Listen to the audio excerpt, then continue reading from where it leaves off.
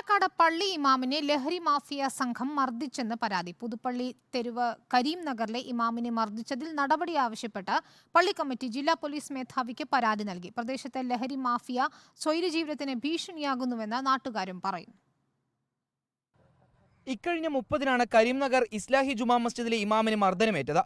ബീഹാർ സ്വദേശിയായ അബൂസാർ പള്ളിക്ക് മുന്നിലെ റോഡിലൂടെ നടക്കുമ്പോൾ യാതൊരു പ്രകോപനവുമില്ലാതെ പ്രദേശത്തെ ചില യുവാക്കൾ ചേർന്ന് മർദ്ദിക്കുകയായിരുന്നു. मेरा मस्जिद के बगल में इधर से वो 4 आदमी था, 2 आदमी दारू पीकर जा रहा था। उसके बाद उसके बगल से हम आ रहे थे।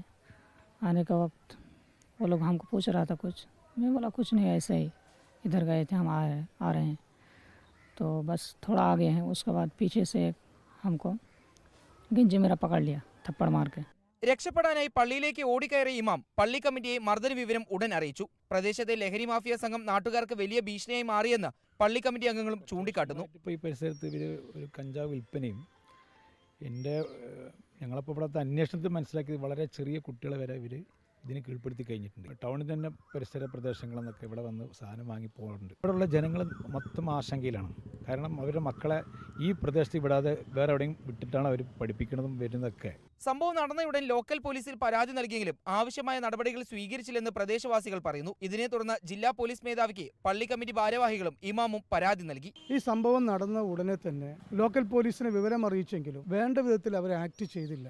അതുകൊണ്ട് ഇന്ന് കാലത്ത് ബഹുമാന്യനായ സൂപ്രണ്ട് ഓഫ് പോലീസ് ആനന്ദ് സാറുമായി കണ്ട് സംസാരിച്ചു. അദ്ദേഹത്തിന് പരാതി കൊടുത്തു.